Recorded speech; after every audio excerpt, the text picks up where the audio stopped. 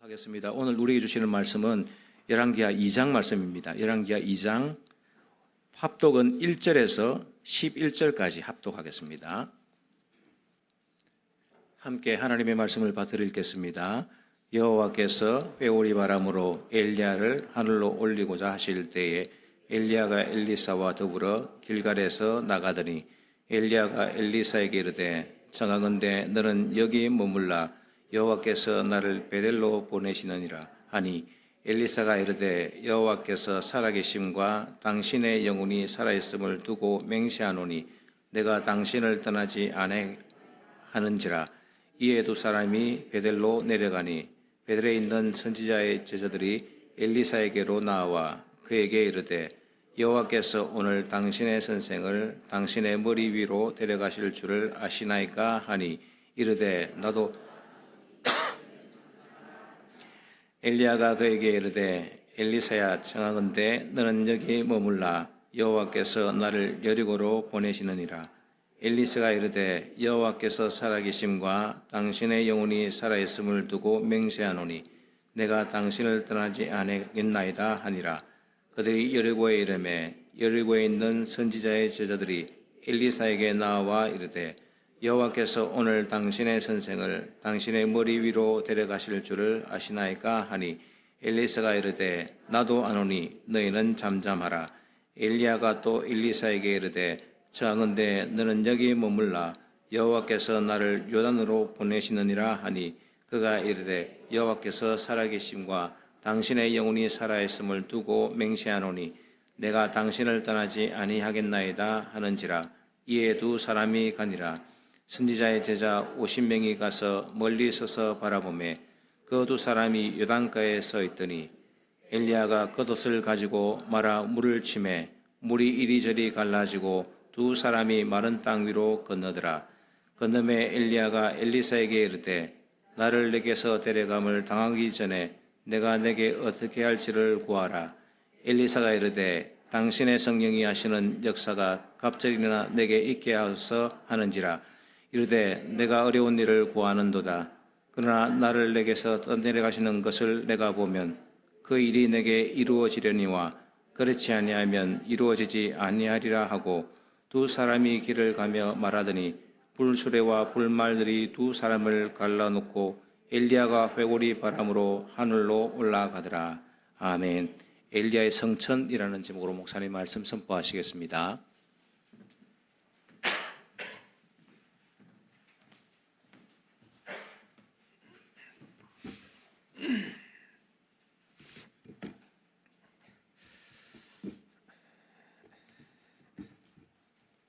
할렐루야. 우리 전우자 성도들과 하늘 복 많이 받으십시오. 인사합시다.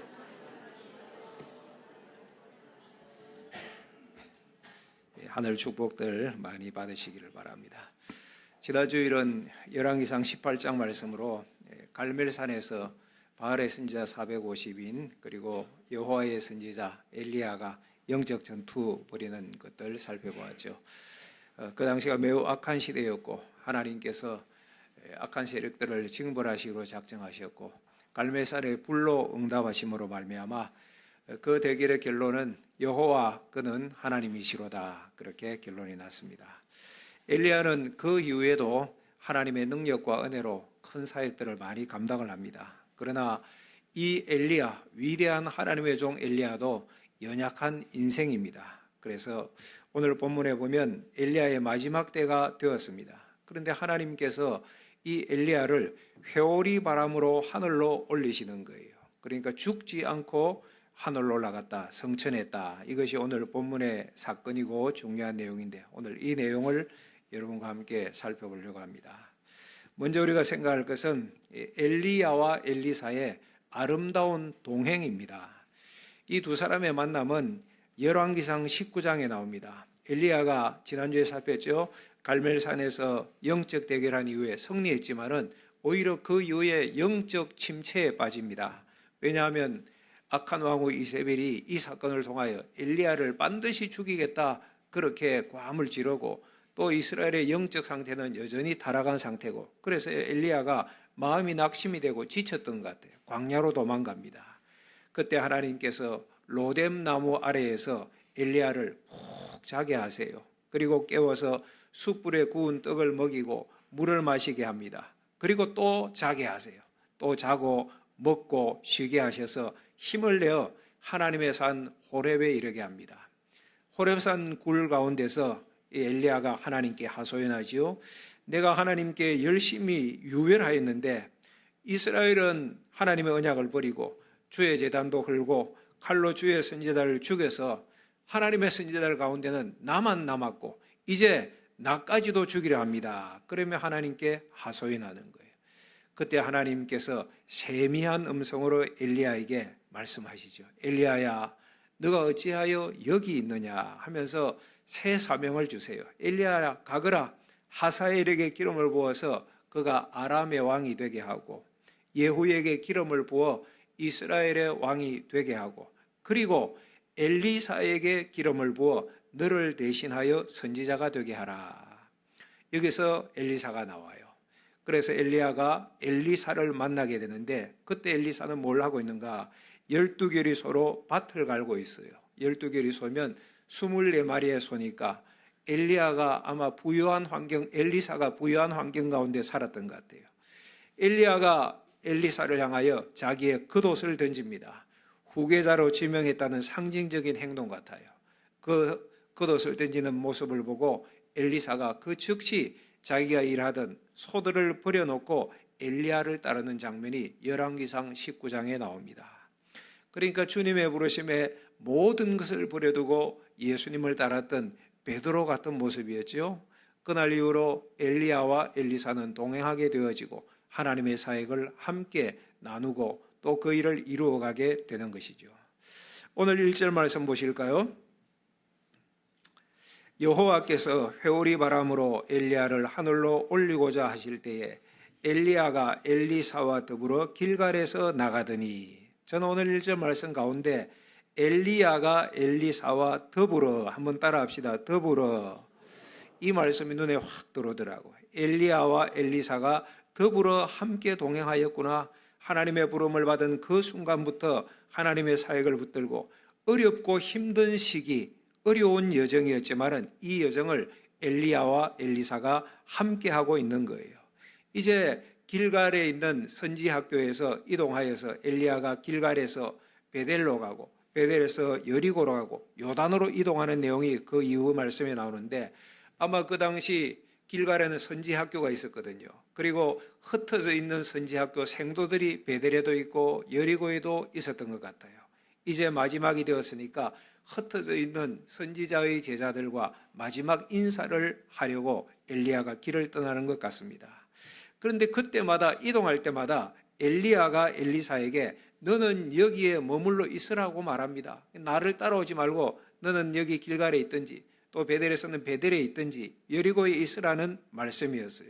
그런데 이 말을 들었던 엘리사는 그때마다 여호와께서 살아계심과 당신의 영혼이 살아있음을 두고 내가 맹세하는데 나는 결코 당신을 떠나지 않겠습니다. 3번이나 그렇게 대답을 합니다. 이 본문을 읽으면서 요한복음 11장이 생각나요. 예수님을 3번 부인하고 디베라 바닷가에서 고기 잡고 있던 베드로를 예수님이 찾아가셔서 물으셨잖아요. 요한의 아들 시몬아, 너가 이 사람보다 나를 더 사랑하느냐? 3번 물으셨어요. 그 장면이 기억이 나더라고요. 엘리야는 엘리사가 진정 이 사명자의 길을 갈지를 확인하고 싶었습니다. 이제 곧 엘리야는 떠나게 될 것이고 엘리사만 남잖아요. 선지자의 길은 영광스러운 길이지만 그러나 쉽지 않은 길입니다. 어떻게 보면 여기 남아있으라, 머물러 있으라 기회를 준 것일 수도 있어요. 확신이 없으면 지금이라도 엘리사가 자기 길을 가도록 말입니다. 우리 여기 신동성 목사님 이번에 목사 안수 받을 때 그 설교하신 목사님이 이렇게 말하더라고요. 지금이라도 늦지 않았으니까 나가세요. 하기 싫으면, 못하겠으면, 곧 목사 안수 받으면 이제 끝이니까 지금이라도 나가세요. 아마 참석하셨던 분 그 설교 기억할 겁니다. 그런 느낌이 있어요. 3번이나 엘리야가 엘리사에게 물어봤어요. 그런데 엘리사는 서성을 떠나지 아니하겠다고 살아계신 하나님의 이름으로 맹세하면서 3번이나 확고하게 대답합니다. 참 귀하죠. 귀한 일입니다. 우리는 말씀으로 보니 쉽게 받을지 모르지만 쉬운 일 아니었습니다. 저는 이 말씀을 보면서 룻기의 말씀이 또한 생각났어요. 나오미가 실패의 상처를 안고 이제 다시금 베들레헴으로 돌아갈 때 며느리 룻에게 너는 너의 고향으로 돌아가라고 얘기했잖아. 나 따라오면 고생길이야. 너는 모압 여인이니 모압으로 돌아가서 새 인생 시작하라는 말씀이었잖아요. 그때 룻이 뭐라고 대답합니까? 어머니의 백성이 내 백성이고 어머니의 하나님이 내 하나님이 되시리니 내가 죽는 일 외에는 어머니를 떠나는 일이 없을 것입니다. 이러면서 룻이 나오미를 따라 베들레헴으로 이동하여서 그 이후에 아름다운 동행을 하게 되잖아요. 육적으로도 가족으로 영적으로도 하나님 은혜 가운데 나오미와 룻이 아름다운 동행의 길을 걸어갔던 말씀을 기억합니다. 사랑하는 여러분, 엘리야와 엘리사가 이 마지막 여행을 동행하면서 아마 서로를 향한 사랑과 신뢰가 더 깊어졌겠지요. 엘리사는 엘리야를 통하여서 이 짧은 여행 가운데 지혜를 얻었을 것이고 경험을 나누었을 것이고 아마 그 가운데 하나님의 마음, 하나님의 계획을 깨달았을 것이고 뿐만 아니라 엘리사 마음속에 앞으로 사역해야 될 선지자인데 하나님을 향한 믿음과 열정이 더욱더욱 커져갔을 것입니다. 이 여행을 통하여서 엘리사는 하나님의 선지자로 더욱 준비가 되어져 간 것입니다. 오늘 이 예배 참석하신 성도 여러분, 여러분 곁에는 누가 계십니까? 여러분들은 지금 누구와 동행하십니까? 우리가 살아가는 모든 날 동안 그 누구보다 주님과 동행하시는 성도들이 되시기를 축복합니다. 너무나 당연한 일이죠. 우리가 예수님과 동행하는 삶, 주님을 바라보는 삶, 예배와 말씀과 기도를 통하여 주님을 바라보고 주님과 동행하며 우리는 살아가야 됩니다. 그리고 모든 삶의 환경 가운데 주님, 나는 결코 주님을 떠나지 않겠습니다. 고백하시고 그 삶 가운데 예수님처럼 생각하는 것을 훈련하고 예수님처럼 말해보고 또 예수님처럼 행하는 일들을 우리가 날마다 훈련해보는 거예요. 그럴 때 주님께서 지혜와 능력과 사랑으로 여러분들과 함께 하실 것이고 그리고 우리 신앙 여정 걸음 끝에는 주님께서 서 계실 것입니다. 주님과 동행하셔야 돼요. 그리고 또한 이 길을 함께 걷는 믿음의 동역자들이 여러분들에게 있어야 합니다. 사랑하는 여러분, 여러분 곁에 있는 사람들을 통하여서 위로와 힘이 되는 사람들이 있습니까? 먼저는 가족들이 그래야 돼요. 육신의 가족일 뿐만 아니라 영적인 한 가족이 되어야 됩니다. 내 가족을 통하여서 아내가 남편에게, 남편이 아내에게 영적인 힘과 위로가 되어야 됩니다. 저도 아내를 통하여 위로와 힘을 많이 얻어요.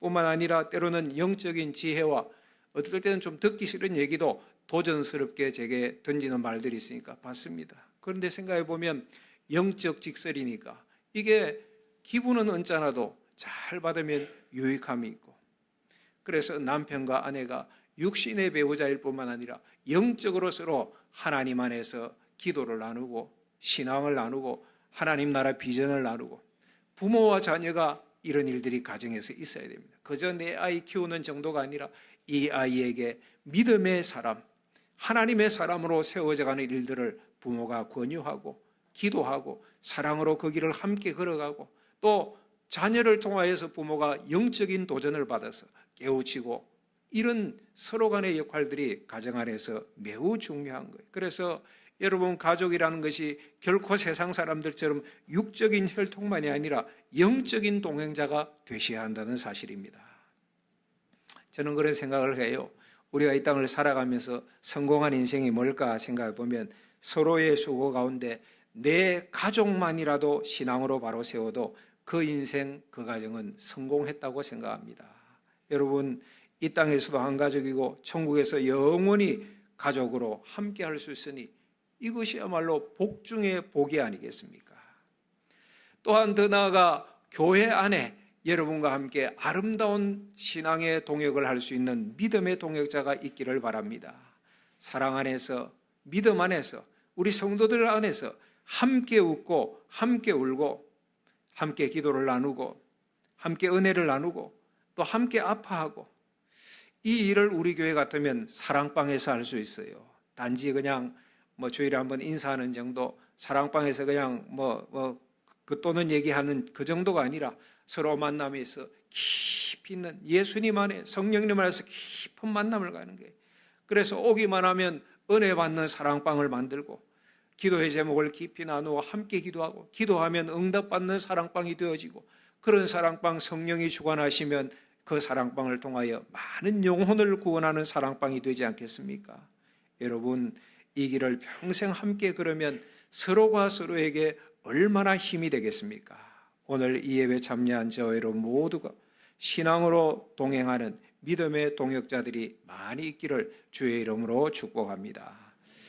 두 번째로 오늘 생각할 것은 엘리야의 영광스러운 마무리입니다.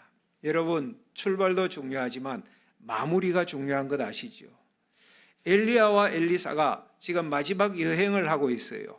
길갈에서 베델에서 여리고를 지나 요단강가에 이르렀을 때에 엘리야가 자기 겉옷을 둘둘 말아 물을 치니까 요단강 물이 쫙 갈라지고 두 사람이 마른 땅 위로 건너가게 됩니다. 마치 출애굽 때 홍해를 가르고 마른 땅처럼 건넜던 모세가 생각나지 않습니까? 여러분, 애굽에서 이스라엘 백성들이 고통받고 있을 때 하나님께서 모세를 보내셔서 인도하셨던 것처럼 지금 북이스라엘의 암흑 시기에 엘리야를 보내셔서 자기 백성을 하나님께서 돌보시는 거예요. 여러분, 전체적인 분위기를 쭉 보면 엘리야는 어떤 의미에서 제2의 모세와 같아요. 그런지인지 마태복음 17장에 예수님께서 산에 올라가 변화산상이라고 하죠. 천국의 모습으로 변화되었을 때 그 옆에 구약을 대표하는 두 인물이 함께 하는데 모세와 엘리야가 함께 예수님과 대화하는 장면 나오잖아요. 이런 것들을 보면 엘리야 참 귀한 하나님의 종이었구나 알 수 있습니다. 그리고는 11절 보십시오. 11절, 두 사람이 길을 가며 말하더니 불수레와 불말들이 두 사람을 갈라놓고 엘리야가 회오리 바람으로 하늘로 올라가더라. 엘리야가 어떻게 되었다고요? 하늘로 올라갔다. 하늘로 성천한 것입니다. 불수레와 불말이 나옵니다. 아마 불말들이 이끄는 불수레겠지요.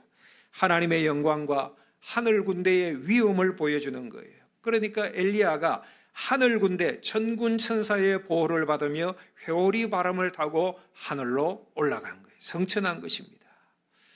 엘리야의 생애에 대한 하나님의 인정이었죠. 참 놀랍고 아름다운 마무리였습니다.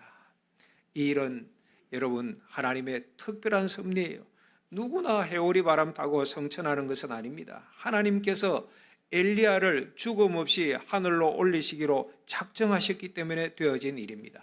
그러나 이 사건이 우리에게 또 한 가지 주는 귀한 교훈과 감동이 있어요. 그건 뭡니까?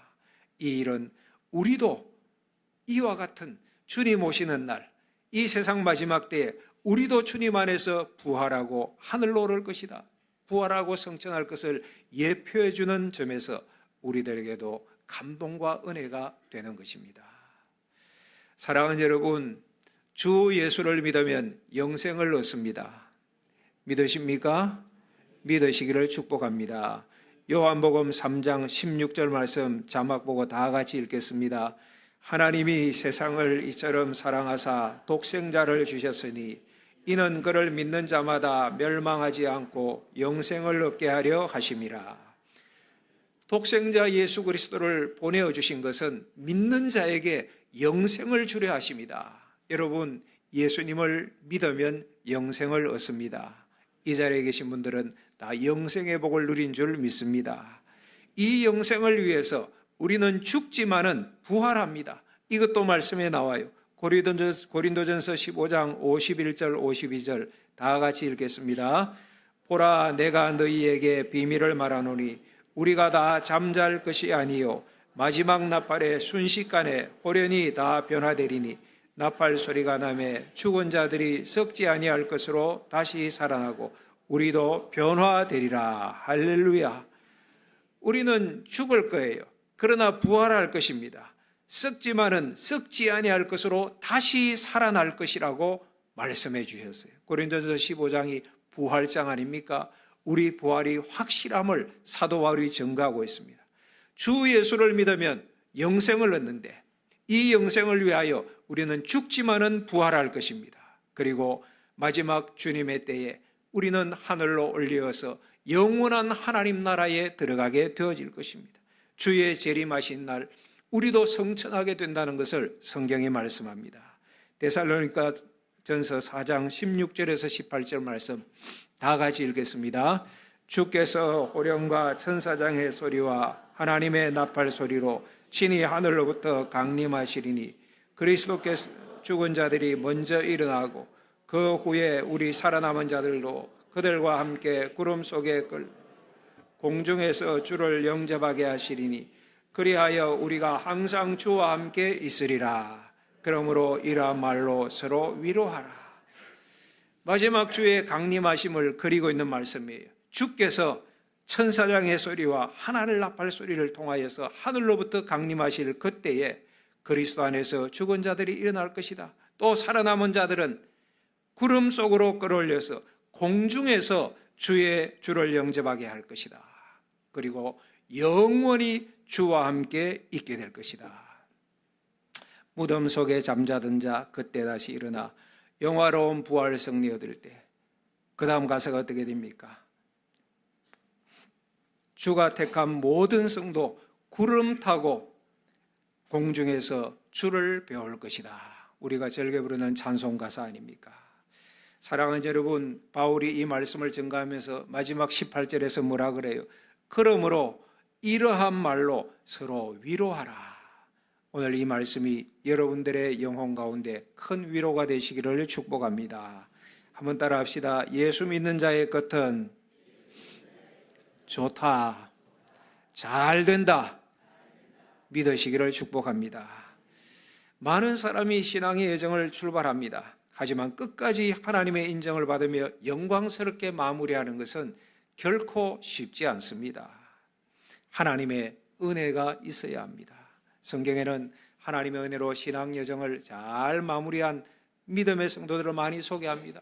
우리가 지금 주일 말씀을 통해 쭉 살펴보았던 아브라함이 그러하였고 이삭, 야곱, 요셉이 그러하였죠. 출애굽을 하면 모세가 여러 가지 역경을 겪었지만 결국은 하나님의 인도 안에 아름다운 인생을 마무리하고 모세가 그러하였고 여호수아가 그러하였고 열왕기서로 넘어오니 오늘 우리가 보는 여러분들이 나오잖아요. 다윗이 그러하였고 엘리야도 그러하였고 엘리사도 그러합니다.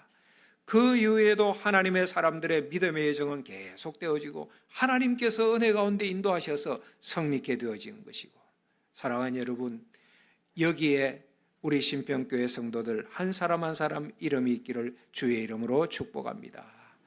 가장 아름다운 마무리를 하신 분은 예수님이십니다. 우리 예수님께서는 십자가에 달리셔서 다 이루었다 말씀하셨어요. 다 이룬 인생. 그리고 아버지, 내 영혼을 아버지께 부탁하나이다 마지막에 그렇게 말씀하셨어요.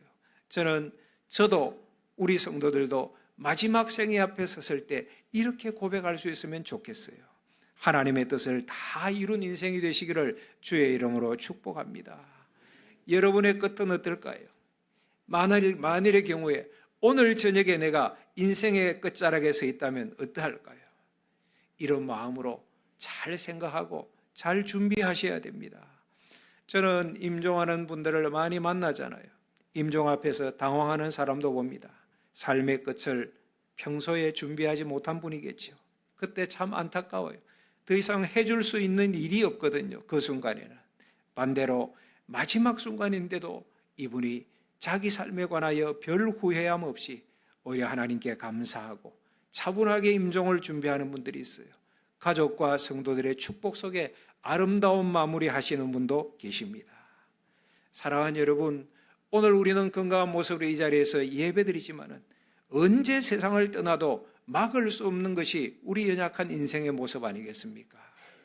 삶에 후회함이 없도록 하루하루를 저와 여러분 모두가 하나님 뜻을 따라가고 하루하루 감사하며 사십시오. 서로 사랑하며 사십시오. 우리 인생이 그렇게 길지 않습니다. 하나님 주신 은혜와 건강의 축복이 있으면 하나님 나라와 교회를 위하여 충성하며 사십시오. 가능하면 섬기며 예수님처럼 섬김의 모습으로 살아가십시오. 이것이 우리의 끝을 잘 준비할 수 있는 오늘 하루하루의 삶일 것입니다. 세 번째로 생각할 것은 성령님의 임재를 구한 엘리사입니다. 9절 말씀을 보시면 이제 엘리야가 하늘로 올라가기 전에 엘리사에게 내가 너에게 어떻게 할지를 구하라고 말합니다. 엘리야가 떠나잖아요. 마지막 순간이잖아요. 너 나한테 원하는 것 있어? 엘리야가 물어본 거예요. 엘리사가 뭐라고 답합니까? 9절 보면 엘리사가 이르되 당신의 성령이 하시는 역사가 갑절이나 내게 있게 하옵소서. 옛날 번역에는 갑절의 영감을 주옵소서. 그래서 우리도 이 기도 많이 했잖아요. 갑절의 영감을 주옵소서. 여러분, 갑절의 영감을 주옵소서. 이건 뭘까요? 더 많은 능력, 2배의 능력을 주십시오. 그걸 구한 것입니까? 그렇진 않습니다. 여기 갑절이라는 단어가 퀴셰나임이라는 히브리어 단어인데 장자가 받는 합법적인 상속분을 말하는 거예요. 그러니까 지금 엘리사가 말하는 것은 뭡니까? 내가 이제 당신의 영적 후계자가 되어서 이 시대에 하나님의 말씀을 선포하는 사명을 감당하도록 성령의 은혜를 부어주시도록 기도해 주십시오. 그걸 구한 것입니다. 여러분, 영적 계승자로서 상속권을 엘리사가 요구한 것이에요. 엘리야는 하늘로 올라갈 것입니다. 엘리사만 남습니다. 엘리야의 선지자분이 이제 다음 세대인 엘리사에게 계승되었습니다. 세상에서는 문서나 또는 변호사를 불러서 상속을 진행하는데 하나님 나라의 직분 계승은 하나님의 영, 성령의 임재가 있어야 합니다. 성령의 임재로 이루어지는 것이거든요. 하나님 나라의 일꾼은 하나님이 세우십니다. 성령님의 임재와 능력으로 확정되어집니다. 여호수아가 모세를 이어서 이스라엘의 지도자로 올 때 여호와의 영이 여호수아에게 임하였습니다. 사무엘이 다윗을 왕으로 세울 때도 성령의 기름 부으심이 있었습니다. 예수님께서 세례받고 공생애를 시작할 때도 하늘이 열리며 성령이 비둘같이 예수님께 충만하게 임재하였습니다. 예수님께서 부활하시고 성천하시면서 제자들을 사도로 세상에 파송할 때 그냥 보내지 아니하시고 사도행전 2장 오순절날 성령의 기름 부으심을 입은 제자들이 사도로서의 역할을 감당했던 걸 기억합니다. 오늘날도 마찬가지예요. 목사로 세울 때, 장로로 세울 때 성령의 기름 부으심을 간절히 소망하며 손을 얹고 안수하여 기도하잖아요. 목사만 그렇습니까? 장로님만 그런 것입니까? 아니에요. 우리 모든 성도들도 마찬가지입니다. 사랑하는 여러분, 우리는 이 악한 세상에서 성령님의 지혜와 인도와 능력을 힘입어야만 승리할 수 있습니다. 내 힘으로, 내 경험으로, 내 의지로 절대 안 됩니다. 그러니까 신앙의 길을 걸어가면서도 그렇게 연약해 보이고 갈등하고 늘 지쳐있고 그런 것이지요. 사랑하는 여러분, 꼭 기억하십시오. 성령님은 우리를 살리는 영이시고 우리 안에서 나와 함께 사시는 영이십니다. 현실교회가 이런 부분에 있어서 실패하는 경우들이 많이 있어요. 현실은 현실이니까 현실교회에 눈에 보이는 스펙을 보고 사람을 세울 수 있습니다. 또 저분이 참 사교성이 좋고 그래서 사람들의 표를 많이 얻어서 세워질 수도 있고, 어떤 분은 신앙 경력이 이 교회에서 30년, 40년을 신앙생활 하시니까 또 그렇게 사람을 세우고, 그렇게 하여서 낭패당하는 일들을 종종 봐요. 성령의 사람이 아니면 자기 기준으로 말하거든요. 자기 기준으로 생각하거든요. 그러니까 하나님의 뜻을 찾지도 않고 교회와 성도들의 영적 유익을 구할 줄도 몰라요. 그냥 자기 생각에 따르는 것입니다. 여기에 문제가 뭔지 아십니까? 우리 생각이 다 옳을 수 없다는 거예요. 인생은 죄인된 본성을 가지고 있기 때문에 내가 가지고 있는 기준이 별로 선하지 않다는 것입니다. 보통의 경우에 자기 유익을 구하고 자기 편한 대로 합니다. 덜 하려고 하고 쉽게 하려고 하고. 그러면 교회가 기름칠하지 않는 바퀴가 굴러가는 느낌입니다. 그분이 손을 대는 일들마다 삐걱삐걱 소리가 나고 사람들은 빠져나갈 것입니다. 영적 유익이 없으니까 나가는 것이죠. 아니면 같이 망하거나. 이게 주님이 경고하셨던 소경이 소경을 인도하면 둘 다 망한다는 사실입니다. 그런데 현실 교회에서는 그런 직분자들이 있을 수 있다는 것입니다. 이것이 현실 교회의 문제예요. 그래서 사랑하는 성도 여러분, 우리가 기도 많이 하셔야 됩니다. 여러분 개인을 위하여서도 기도하셔야 되고, 교회가 바로 서기 위하여서도 기도 많이 하셔야 돼요. 사랑하는 믿음의 성도 여러분, 오늘 말씀을 기억하시면서 성령의 역사를 간절히 구하시기를 바랍니다. 아니면 우리도 예수님께 책망받았던 외식하는 자 될 수 있습니다. 회칠한 무덤 같을 수 있습니다. 독사의 자식들 같이 될 수 있습니다. 우리 교회는 사역자와 모든 성도들에게 성령의 역사가 있기를 간절히 축복합니다. 제가 기도할 때마다 이 기도하거든요. 여러분, 제가 우리 신평교에서 비교적 상당히 오래 목회했잖아요. 전 목사 목회가 여기까지 온 것 생각해 보니 큰 틀에서 보면 모든 것이 하나님의 은혜고, 또 제 마음속에 이런 마음이 좀 있어요. 하나님의 은혜를 간절히 소망하는 마음이 저에게 항상 있습니다. 그래서 가능하면 하나님 은혜로 해야지, 사람들과 다투지 않으려고 해요. 성도들과 다투지 않으려고 합니다. 여러분, 목사라면, 그래도 하나님이 쓰시는 목사라면, 가짜 목사 사이비 말고 하나님이 쓰시는 목사라면 어찌하든 교회를 위하고 성도의 유익을 도모하지 않겠습니까? 그런데 교회 안에도 이 마음과 같지 않은 사람이 있을 수 있어요. 그때 제가 어떻게 하느냐? 저도 모세처럼 입이 둔하여서 말을 잘 하지 못해요. 설득하는 것도 쉽지가 않아요. 어떻게 합니까? 기도하는 것이죠. 그냥 기도하는 거예요. 속 썩이는 사람이 있으면 축복합니다. 하나님, 그분을 축복해 주십시오. 그분에게 은혜를 부어 주십시오. 그분의 심령이 성령으로 충만하게 해 주십시오. 그렇게 기도하면 다 될 것 같지만은 그런 것도 아니에요. 그렇게 기도해도 즉시 되어지는 일이 없을 때가 더 많습니다. 그러면 또 어떻게 할까요? 인내하라는가 보다 생각하고 또 기도하는 것이지요. 그런데 그렇게 기도하다 보면 놀랍게 감사하게도 열릴 때도 있어요. 아무 일도 안 했는데 그냥 문제가 풀려 있는 거예요. 아무 말도 안 했는데 그분이 먼저 목사님 이거 이래야 해야 되겠네요. 이런 일들을 겪으면서 내가 설득할 수 있는 것이 아니구나.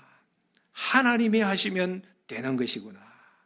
사랑하는 여러분, 우리 신앙생활 하나님의 은혜가 있어야 됩니다. 개인도 그렇고 교회도 그렇습니다. 아무리 내가 생각하고 억지로 하려 해도 성령의 역사가 없으면, 성령의 기름 부음이 없으면 기름칠하지 않는 기계처럼 뻐걱뻐걱 그렇게 버겁고 소리가 나는 것이고, 그래서 기도하자는 것입니다. 주여, 성령의 역사가 갑절이나 있게 하옵소서. 성령의 은혜가 나에게 날마다 끊이지 않고 충만하게 나를 다스려 주시옵소서. 오늘 마지막 말씀에 가보면 엘리야는 떠나고 엘리사만 남았습니다.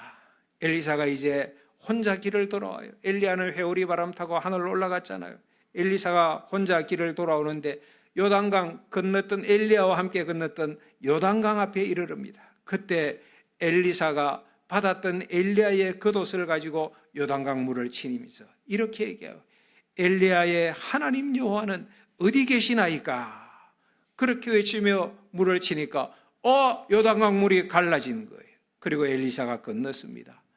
엘리야가 행하였던 것과 같은 능력을 엘리사가 행하고 있는 거예요.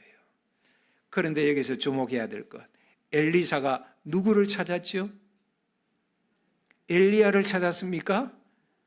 엘리야의 하나님 여호와는 어디 계십니까? 엘리야의 하나님 여호와를 찾았습니다. 그러자 하나님께서 역사하신 거예요. 그 이후에도 엘리사는 함께 하시는 성령의 능력으로 많은 기적을 일으키고 하나님의 백성을 돌봅니다.